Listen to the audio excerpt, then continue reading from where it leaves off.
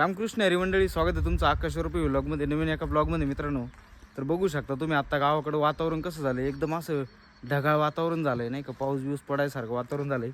एकतर पाऊस फार लेट झाला आहे. आपला कोकरांचा व्यवसाय आहे मित्रांनो. गावाकडं आता जॉब सोडून आपण गावाकडे आलो आहे आणि आपल्याकडं आत्ता साधारणतः 30-40 अशी कोकरांचा लॉट आपण तयार केलेला आहे. एक 8-9-10 महिन्यापासून आपण याच्यावरती काम करतो आहे. माझ्यासोबत आहेत आपले चुलते आहेत, एक पैलवान आहेत आपले आबा आणि सोमत आता आहेत. आणि कोकरांची कातरण चालू आहे मित्रांनो. तुम्हाला कोकरं दाखवतो कसे. साधारणतः 2.5 ते 3 महिन्यामध्ये आपण हे कोकरांची लॉट विक्री करत असतोय.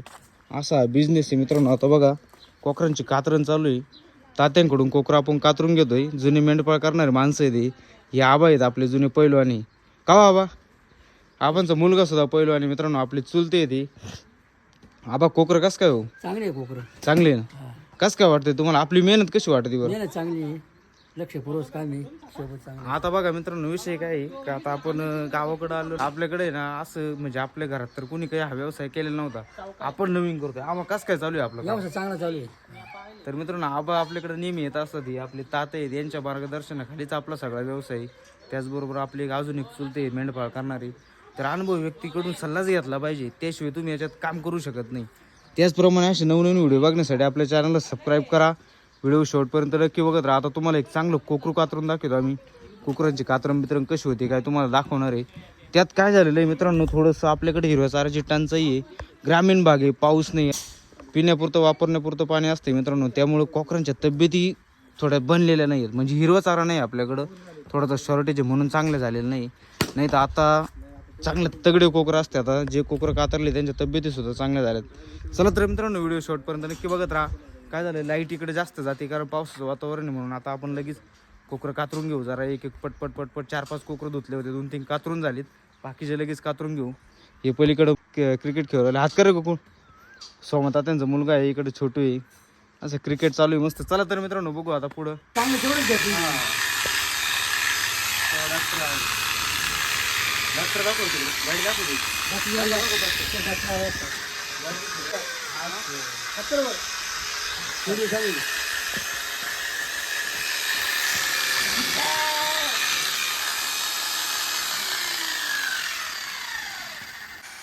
मित्रांनो, बकरांची कातरण चालू आहे आणि एक कोकरू ना आपलं कालपासून जरा घोंगारलेलं आहे.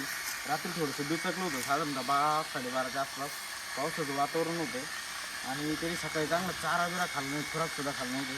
तर आपण आपल्या भावाला बोलवलेले, डॉक्टर आहे, आपला भाऊ आहे डॉक्टर चैतन्यवरती.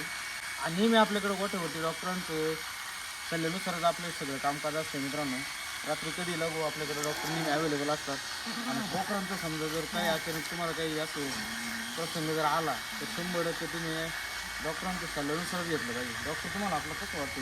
नाही, चांगलं कोकरा पण चांगलं.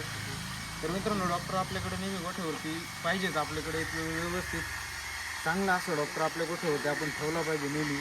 त्याचबरोबर काय होणार, त्यांच्या मार्गदर्शनाखाली चालल्यानंतरच तुमचा व्यवसाय चांगला उभा राहणार आहे.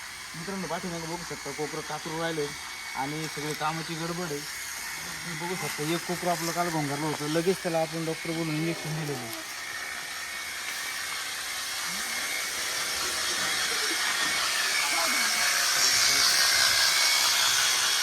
तर मित्रांनो बघा, आता आपलं कोकरू कातरून झालंय. कसं कोकरू निघलंय, छान असे गोंडे ठेवले.